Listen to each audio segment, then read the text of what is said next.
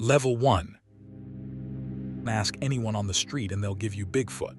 They'll give you the Loch Ness Monster, maybe the Chupacabra if they're feeling adventurous. These are the cryptids that made it, the ones with merchandise, theme park rides, and History Channel specials. They've been photographed, hoaxed, debunked, and photographed again. They exist in that comfortable cultural space where nobody really believes in them, but nobody's quite ready to fully dismiss them either. Bigfoot alone has generated thousands of reported sightings across North America dating back centuries, with indigenous traditions describing similar beings long before any white settler coined the term. The Patterson-Gimlin film from 1967, 61 seconds of grainy footage showing a large bipedal figure walking through a California creek bed, remains unresolved after decades of biomechanical analysis. Experts cannot agree on whether the creature's gait is humanly possible. The Loch Ness Monster has been scanned with sonar so many times that the loch's floor is better mapped than most ocean territory. Nothing conclusive has been found. The Chupacabra, first reported in Puerto Rico in 1995, turned out in most documented cases to be coyotes and dogs with severe mange, hairless, emaciated, bizarre-looking, explainable, mundane. These cryptids are safe. They're almost comforting. Level 2. The Mothman haunted Point Pleasant, West Virginia in 1966 and 67. A winged, red-eyed humanoid figure reported by dozens of witnesses before the Silver Bridge collapsed in December of 67, killing 46 people. The connection between the sightings and the disaster became local mythology. Some researchers have since documented apparent Mothman sightings before other major disasters worldwide. A pattern that either reveals something extraordinary or demonstrates how powerfully the human mind retroactively finds meaning in coincidence. The Dover Demon appeared over 3 nights in Dover, Massachusetts in April 1977. 4 separate witnesses described an identical creature: large, glowing orange eyes, thin elongated limbs, a huge watermelon-shaped head, pale skin, seen crawling along a stone wall and crouching near water. The witnesses didn't know each other. No explanation was ever found. The case simply closed without resolution, which in many ways is more disturbing than any conclusion. The Ozark Howler, the Beast of Busco, the Snallygaster, the Loveland Frogman of Ohio, a bipedal, leathery, frog-faced creature reportedly seen multiple times by police officers near the Little Miami River. These cryptids haven't crossed over into mainstream culture. They belong to their places. They're woven into local identity in a way that the famous ones aren't. And because they're less examined, less documented, they retain something the household names have lost. Level 3. Black Shuck of East Anglia in England has been documented since the Viking Age, a massive black dog with glowing eyes, the size of a calf, that appears on isolated roads and cliff tops at night. Its appearance was traditionally an omen of death. In August 1577, something reportedly burst through the doors of a church in Bungay during a thunderstorm, ran through the congregation, killing 2 people who were kneeling in prayer, and left scorch marks on the north door that are still visible today. The church has a weather vane shaped like a black dog. The door still stands. The scorch marks are real. The bunyip of Australian Aboriginal tradition, a creature of waterholes and swamps, described variably as having a horse's tail, walrus tusks, flippers, and a roar that carries for miles.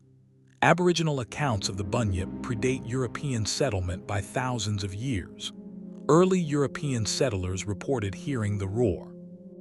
There is a persistent theory among some paleontologists that the bunyip mythology preserves a cultural memory of Diprotodon. Level 4.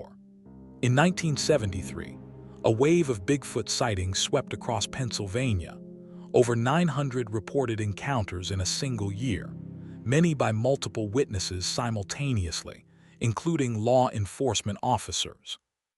Researcher Stan Gordon documented cases involving apparent UFO sightings in the same locations on the same nights, a connection that mainstream cryptozoology largely refuses to engage with. and that opens doors most researchers would prefer to keep shut. The Flatwoods Monster, September 12, 1952. Flatwoods, West Virginia. 6 children and 2 adults saw a bright object streak across the sky and followed it to a hilltop. What they found there, a 10-foot-tall figure with a bright red face, glowing green eyes, and a dark pleated skirt-like lower body hovering above the ground and emitting a hissing sound, sent them all running. Multiple witnesses later reported severe vomiting and throat irritation lasting weeks. An investigator found skid marks and an oily residue at the site. It was never explained. The Enfield Horror, April of 1973, Enfield, Illinois. 3 children reported being chased by a creature, short, gray, with 3 legs, 2 short arms and pink eyes that leapt 12 feet in a single bound. 2 police officers responding to the call saw something matching the description bounding across a field and disappearing into the brush. It was sighted several more times over the following days. Level 5. The coelacanth was a prehistoric fish believed extinct for 65 million years. In 1938, a fisherman pulled one up off the coast of South Africa. It was alive. The scientific world was stunned. Before that catch, anyone claiming to have seen a living coelacanth would have been dismissed. The giant squid Architeuthis was considered a sea monster myth for most of human history. Jules Verne put one in 20,000 leagues under the sea. It wasn't photographed alive in its natural habitat until 2004. It grows to 14 meters. It has eyes the size of dinner plates. It was real the entire time. Mokolembembe is a creature reported for centuries by indigenous peoples of the Congo Basin, described consistently as a large, long-necked, semi-aquatic animal with a small head and brownish-gray skin. When shown illustrations of various animals, witnesses across different regions and different expeditions consistently identified sauropod dinosaur images. Multiple Western expeditions into the Congo have searched for it. None have returned with proof. The Congo Basin is one of the least explored ecosystems on Earth. Cadborosaurus, caddy, a sea serpent reported off the Pacific coast of North America.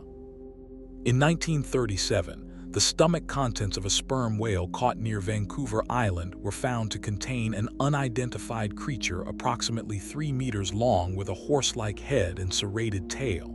Photographs were taken. The specimen was lost. Only the photographs remain, and they show something genuinely unidentifiable. Science has been wrong about extinction before. It has been wrong about what lives in the deep ocean. The question is not whether unknown large animals exist. They almost certainly do. Level 6. The Black-Eyed Children. Reports began in the late 1990s. Children, apparently between 6 and 16 years old, who approach people at their cars or front doors at night. They speak in flat, oddly formal cadences. They ask to be let in. They always ask. They never simply enter. Their eyes, when seen clearly, are entirely black, no iris, no white, no reflection. Witnesses consistently report an overwhelming sense of dread, a physical compulsion to comply with the request, and a feeling that something catastrophic will happen if they open the door. The encounters end when the witness refuses long enough and the children simply leave. The reports are global, consistent in detail, and entirely without explanation. The Crawler, a relatively recent addition to cryptid mythology, a pale, emaciated humanoid, unnaturally thin, moving on all fours at high speed, frequently spotted near highways at night. Unlike most cryptids, the Crawler doesn't flee from headlights. Multiple independent accounts describe it turning to look directly at the observer. Some describe it smiling. The Men in Black, not the film franchise, but the original reports going back to the 1950s. Strange men in dark suits who appear at the homes of UFO witnesses, sometimes before the witness has told anyone about the sighting. They speak haltingly. They seem not quite right physically, too tall, too pale, eyes that don't blink at normal intervals.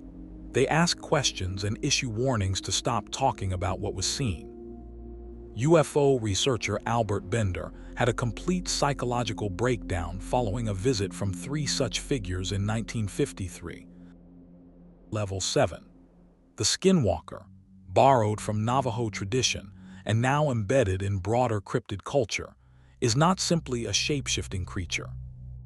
The original concept describes a human who has deliberately crossed a moral threshold so severe, typically involving harming a family member, that it transformed them into something that wears human appearance without being human.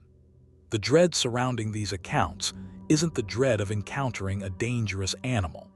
It's the dread of encountering something that was once like you, made choices you cannot comprehend, and is no longer subject to the rules that govern ordinary existence. Hatman, a shadow figure in the silhouette of a man wearing a wide-brimmed hat, reported by millions of people worldwide across every culture, language, and demographic. He stands in doorways. He stands at the foot of beds. He watches. He is reported by people who have never heard of the phenomenon before. He is reported by children who have no framework for the concept. The consistency of the description across complete strangers is genuinely extraordinary. Sleep paralysis explains some of the encounters. It does not explain the ones that occur when people are fully awake and mobile. The things reported at Skinwalker Ranch in Utah, a property with a documented history of cattle mutilations, poltergeist activity, orbs, impossible animals, and what witnesses describe as a pervasive, intelligent malevolence, don't fall neatly into any category. Not UFOs, not cryptids, not ghosts. Former Senator Harry Reid directed federal funding toward its investigation. That was the 7 levels of cryptids. I hope you enjoyed this video, and if you did, please leave a like and subscribe so you don't miss the next video. Thanks for watching.